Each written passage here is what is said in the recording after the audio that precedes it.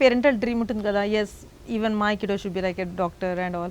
అలాంటి మీకు ఏమైనా డ్రీమ్స్ ఉన్నాయా? మా అబ్బాయికి ఫుట్బాల్ అలా చూడాలని, లేకపోతే ఒక డాక్టర్లా చూడాలి, ఒక ఇంజనీర్గా చూడాలని, ఏదో ఒకటి ఉంటుంది కదా, మా అబ్బాయి ఇలా ఉంటే బాగుంటుంది అనేసి ఏదో ఒకటి అనుకుంటారు కదా, అలాంటివి మీరు ఏమైనా అనుకున్నారా? We just want him to be successful in whatever he choose అంతే. అలా అంటే బికాజ్ ఫోర్స్ఫుల్గా వీ కాంట్ పుట్ హిమ్ నాది డ్రీమ్ అని చెప్పేసి వాడిని we can't force him to do in anything. So it's his choice. పేరెంట్స్కి డెఫినెట్గా ఉంటుంది, బట్ ఆ విషయం అయితే బయటికి చెప్పను.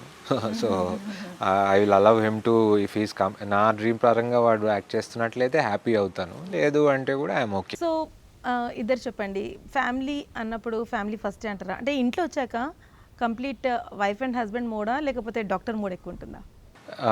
చెప్పినట్లు we try to keep our work away from home. So ఒకసారి ఇంటికి వచ్చిన తర్వాత we don't like to take any work calls or work related discussion. ఏదైనా ఇంపార్టెంట్ అనిపిస్తే we kind of share the information. But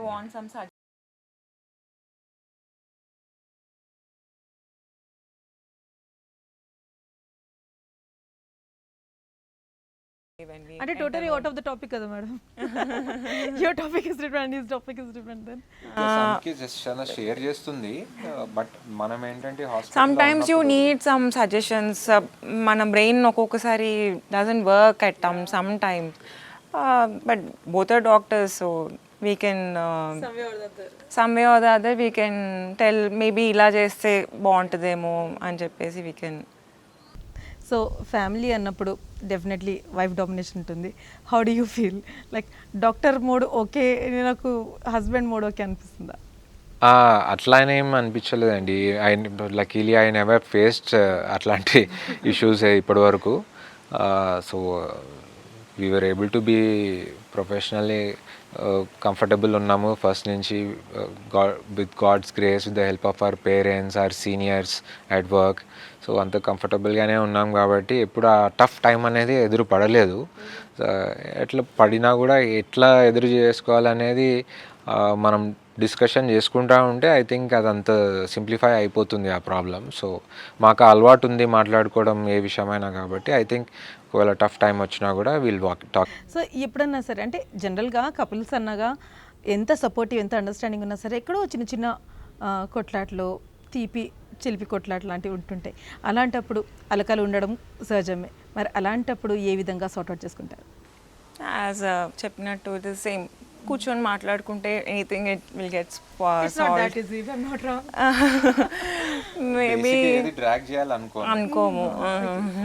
ఆ విషయము కొద్దిగా హీట్ ఆఫ్ ద మూమెంట్ అయిపోయిన తర్వాత దాని గురించి మాట్లాడితే డెఫినెట్గా ఒకరికి ఆలోచన వస్తుంది, what I have done wrong or what I have done right అనే విషయం పైన after the heat of the moment వాళ్ళకి ఐడియా వస్తుంది.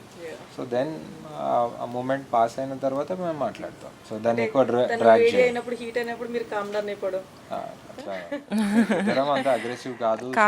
సో అంత ఆ స్టేజ్ వరకు ఏ గొడవని తీసుకెళ్ళాము. మహా అంటే వి మైట్ ఆ మూమెంట్ మాట్లాడకుండా కొంచెం టైం తీసుకుంటాం ఒకరి నుంచి ఒకరికి. ఆ కపుల్ ఆఫ్ అవర్స్ తర్వాత once we cool down it's best we try to talk it out. చాలా అందంగా, చాలా బ్యూటిఫుల్గా చెప్పారు ఆన్సర్ మాత్రం. Mostly like both are professions, doctor professions. So max to max మీకు సపోర్టివ్ సిస్టమ్ ఎవరు ఉంటారు? అంటే ఫ్యామిలీ నుంచి సపోర్ట్ వస్తుందా, లేకపోతే మీరిద్దరు ఒకరికొకరు సపోర్ట్ చేసుకుంటారా? ఏ విధంగా సపోర్ట్ సిస్టమ్ ఉంటుంది? ఫస్ట్ ఒకరికొకరు సపోర్ట్ చేసుకుంటాము, then comes a family. Main మా అత్తమ్మ కానీ మా మదర్ కానీ ఇద్దరు, both of them give support a lot. Support in the sense like మీ బాబు చూసుకోవడము, నాకు ఏమీ కష్టం కాకుండా, I should go to work కదా మార్నింగ్, సో నాకేం కష్టం కాకుండా చూసుకుంటారు మా అత్తమ్మ. So that support system, very strong support system and very fortunate for that.